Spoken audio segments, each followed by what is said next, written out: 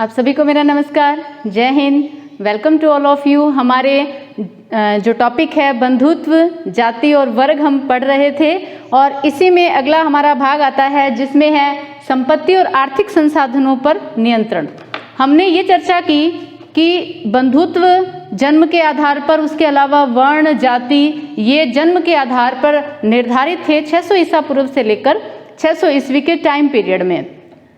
अब यहाँ बात आती है कि कुछ ऐसे भी समाज में उदाहरण देखने को मिलते हैं जो जन्म से परे थे, यानी कि वो था संपत्ति का आधार, कि मनुष्य का एक तो निर्धारण था वर्ण जाति जो जन्म पर आधारित, और दूसरा एक था संपत्ति आधार था कि उसका आर्थिक जो जीवन है, आर्थिक संसाधनों पर कितना नियंत्रण है, कितनी उसके पास संपत्ति है, उसका निर्धारण ही समाज में उसकी भूमिका को दर्शाता था। यानी कितना संपन्न है तो वो उच्च वर्ग का, अगर उसकी स्थिति निम्न है, अगर उसके पास संपत्ति कम है या नहीं है तो वो निम्न श्रेणी के अंतर्गत आता था। जैसे हमने अध्याय 2 में पढ़ा कि राजा, क्षत्रिय, वैश्य, उसके अलावा किसान, दास, मजदूर, इस तरह का वर्ग विभाजन था। तो ये सभी आर्थिक आधार पर थे, आर्थिक संसाधनों पर और संपत्ति के आधार पर। इसमें हम चर्चा करते हैं सबसे पहला कि 600 ईसा पूर्व में संपत्ति का अधिकार का निर्धारण कैसे था। तो हमें ग्रंथ या शास्त्र हमें ये बताते थे कि संपत्ति जो थी वो लैंगिक आधार पर उसका विभाजन था, यानी पुरुषों को और महिलाओं में संपत्ति का विभेद देखने को मिलता है, भेदभाव देखने को मिलता है। यानी कि पुरुष जो थे उनको अपने माता पिता की संपत्ति का अधिकारी माना गया और इसमें सबसे बड़ा बेटा जो था उसको सबसे ज्यादा हिस्सा मिलता था और इसी के साथ साथ वो उसका सदुपयोग करता। लेकिन यहाँ महिलाओं या बेटियां या स्त्रियों को संपत्ति का अधिकार नहीं था, क्योंकि उनको उसी संपत्ति पर अधिकार था जो विवाह के समय वो अपने माता पिता से लाती थी, और उसे कहा गया स्त्री धन।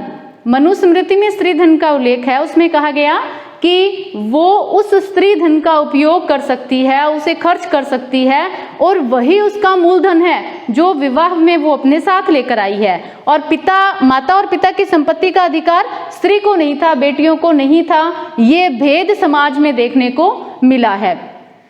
अब इसी के साथ साथ यहाँ ये उदाहरण मिलता है कि महिलाएं जो है वो क्या करेगी, अपने पति से बिना पूछे संपत्ति का संचय नहीं करेगी।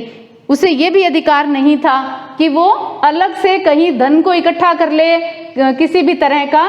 यानी कि अब अगर वही बात करें कि महिलाएं जो है अगर अलग से पैसा इकट्ठा नहीं करेगी, अगर आज के परिप्रेक्ष्य में देखें तो कभी उन्होंने देखा है अपनी मम्मियाँ या दादी जिनके पास अलग से संचय होता है, पैसा इकट्ठा होता है और जब ज़रूरत पड़ती है तो वो अपनी पूंजी निकाल के घर में उपयोग में देती है। और इसका बड़ा उदाहरण जब नोटबंदी हुई थी तो देखने को मिला कि महिलाओं के पास पैसे निकले कि भी हमें भी नोट बदलवाने हैं। तो ये स्थिति कि आज के परिप्रेक्ष्य में ये ज़रूरी है, लेकिन हम यहाँ 1000 वर्ष पहले की बात कर रहे हैं।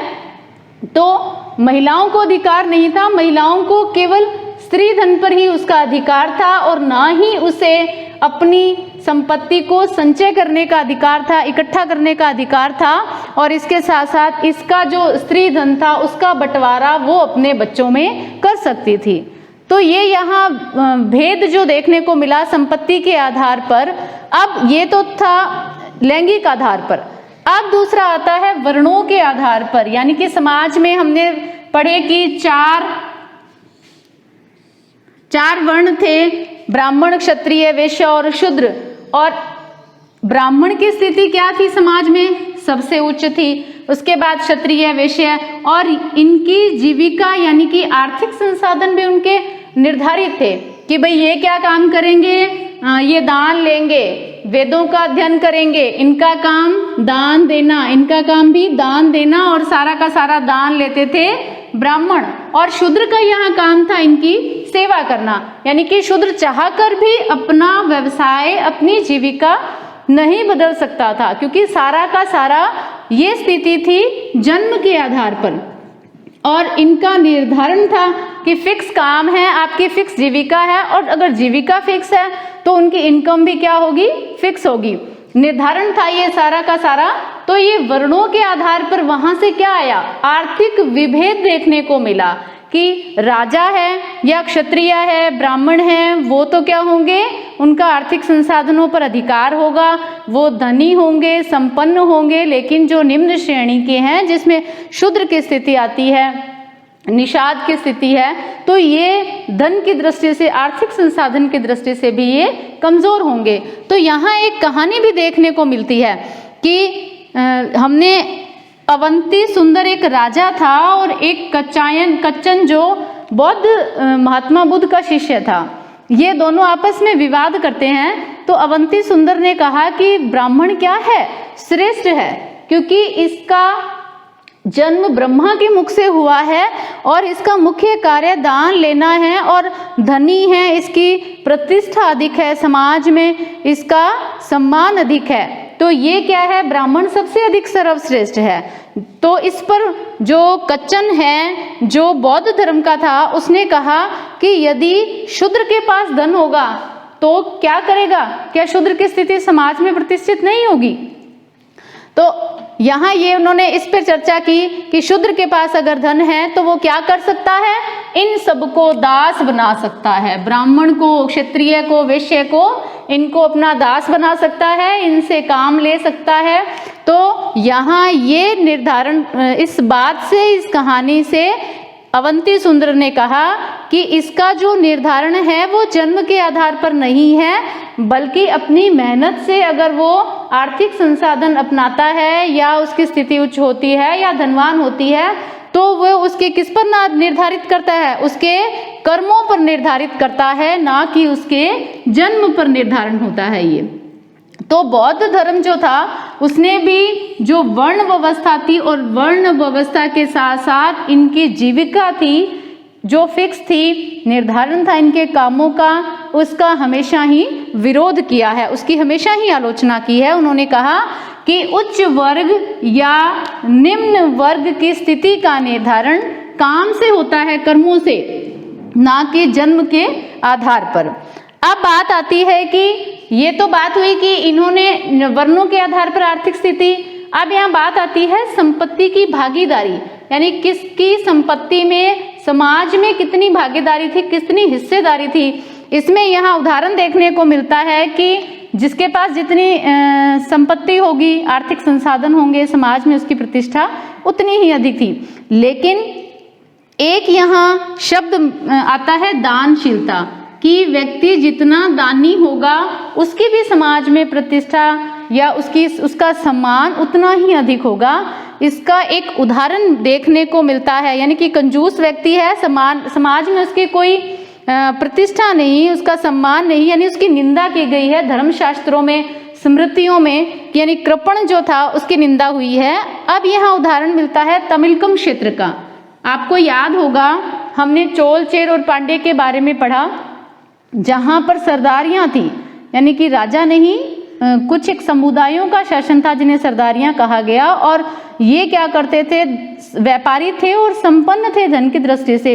लेकिन यहाँ पर दान का जो इनका कार्य था, इनमें प्रचलन था, वो बहुत अधिक था, क्योंकि जो तमिल साहित्य थे या संगम साहित्य थे उसमें ये चर्चा की गई कि व्यक्ति अपने संसाधनों का, आर्थिक संसाधनों का अधिक से अधिक क्या करे, मिल बांट कर उनका उपयोग करे। तो इन्होंने क्या किया, चारणों को, कवियों को, संगीतज्ञों को, साहित्यकारों को अपने दरबार में आश्रय दिया और दिल खोलकर दान दिया। तो इनकी प्रशंसा उन साहित्यों में देखने को मिलती है, उन तमिल कविताओं में देखने को मिलती है। इनका ये मानना था कि विषमताएं तो थी, लेकिन इनका ये मानना था कि जो भी सामग्री या जो भी आर्थिक संसाधन है वो सभी मिल बांटकर उसका उपयोग करें। तो यहाँ हमने चर्चा कर ली कि जन्म से परे कुछ विभेद अलग से, आर्थिक संसाधनों पर नियंत्रण अधिक था, अलग था। तो इसी के साथ हमारा जो तीसरा अध्याय है वो कंप्लीट हुआ। अब हम चर्चा कर लेते हैं, एक नज़र डाल लेते हैं यहाँ जो पाठ के अंत में सूची दी गई है हर बार की तरह, उस पर भी थोड़ी चर्चा कर लेते हैं। तो आइए सबसे पहले हम बात करते हैं, सूची यहाँ ये है कि नंबर 1 दे रखा है यहाँ की पाणिनि की अष्टाध्यायी की रचना हुई थी लगभग 500 ईसा पूर्व से लेकर के 500 ईसा पूर्व में इसकी रचना हुई, आप देख रहे हैं स्क्रीन पे। और ये लगभग 500 ईसा पूर्व की हुई और ये संस्कृत व्याकरण का एक महत्वपूर्ण ग्रंथ था। और इसके बाद लगभग 500 ईसा पूर्व से 200 ईसा पूर्व तक का काल यहाँ देखने को मिल रहा है, जिसमें प्रमुख धर्म सूत्र जो ग्रंथ थे उनकी रचना हुई। और इन धर्म सूत्र ग्रंथों में स्मृति ग्रंथ भी आते हैं। आपको याद होगा हम बार बार मनुस्मृति का भी जिक्र कर रहे हैं, तो इनकी यहाँ बात करते हैं और इसमें सामाजिक, आर्थिक और राजनीतिक कर्तव्यों और समाज के बारे में वर्णन किया गया है। इसी के साथ तीसरा बिंदु आता है लगभग 500 ईसा पूर्व से 100 ईसा पूर्व तक का, जहां आरंभिक बौद्ध ग्रंथ लिखे गए। और आरंभिक बौद्ध ग्रंथों में बौद्ध ग्रंथ मुख्य रूप से 3 माने गए हैं, जिसमें सुत्त पिटक, विनय पिटक और अभिधम्म पिटकों की रचना हुई। और इसमें बौद्ध साहित्यों का वर्णन, बौद्ध जनजीवन के बारे में, महात्मा बुद्ध के बारे में वर्णन किया गया है। और सबसे प्राचीन बौद्ध ग्रंथ त्रिपिटक हैं, 3 जो पिटक हैं उनको त्रिपिटक कहा गया है और पाली भाषा में ये लिखे गए हैं। अगला जो टाइम पीरियड आता है वो 500 ईसा पूर्व से 400 ईस्वी तक का है। अब यहाँ ईस्वी आ गई है जहाँ हमने पढ़ा महाकाव्यों की रचना, जिसमें रामायण और महाभारत, हमने महाभारत पर चर्चा की। तो ये वो समय था जब रामायण और महाभारत की रचना हुई, इस समय को कहा गया महाकाव्य काल। और इनका इसी के साथ में तमिल साहित्यों की भी रचना हुई। तमिल साहित्य, तमिल ग्रंथ जिन्हें संगम साहित्य भी कहा गया है, और इनमें दक्षिण भारत के मुख्य रूप से चोल, चेर, पांड्य राजाओं के बारे में उल्लेख मिलता है। और इसके बाद जो टाइम पीरियड आता है वो 200 ईसा पूर्व से 200 ईस्वी तक का काल, वही मनुस्मृति का काल जब मनुस्मृति लिखी गई। और इसी के साथ साथ संस्कृत साहित्य भी लिखे गए। अब बात आती है लगभग 100 ईस्वी की।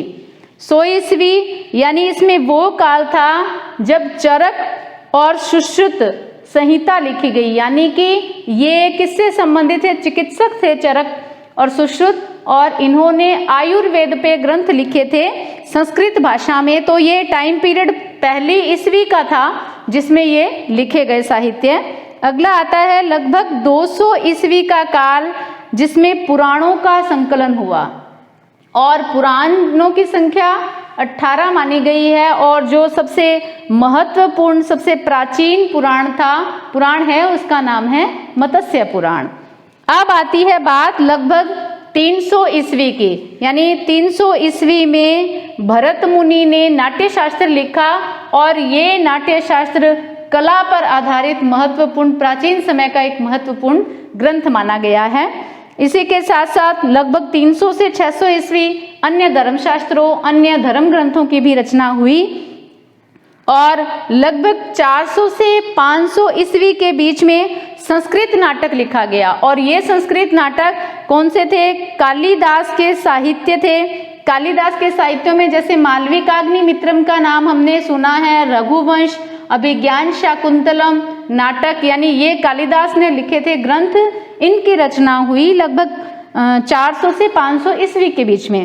अब बात आती है खगोल शास्त्र पर भी ग्रंथ लिखे गए और गणित पर भी ग्रंथ लिखे गए, जिसमें एक नाम आता है आर्यभट्ट का, जिन्होंने शून्य का आविष्कार किया। तो इन्होंने भी 400 से 500 ईस्वी टाइम पीरियड में इन साहित्यों की रचना की थी। इसके साथ साथ ही वराह मिहिर के ग्रंथ लिखे गए संस्कृत भाषा में। और इसी में एक नाम और आता है जैन धर्म का, यानी बौद्ध और जैन धर्म का उदय हुआ 6वीं शताब्दी के आसपास। तो इस टाइम पीरियड में जैन ग्रंथ लिखे गए जिन्हें कहा गया आगम। और इनका ये जैन जो साहित्य थे वो प्राकृत भाषा में रचित किए गए या प्राकृत भाषा में लिखे गए। तो ये हुई चर्चा इस 500 से लेकर के 500 ईसा पूर्व से लेकर 500 ईस्वी तक के टाइम पीरियड की, जिसमें अलग अलग साहित्यों की रचना हुई, जिनसे हमें उस समय के सामाजिक जीवन, आर्थिक जीवन की झलक देखने को मिलती है, यानी उस समय से हम परिचित होते हैं। तो मिलते हैं हम अगले चैप्टर में और अगले वीडियो क्लास में। बने रहें हमारे साथ, पढ़ते रहें, आगे बढ़ते रहें। जय हिंद, जय भारत।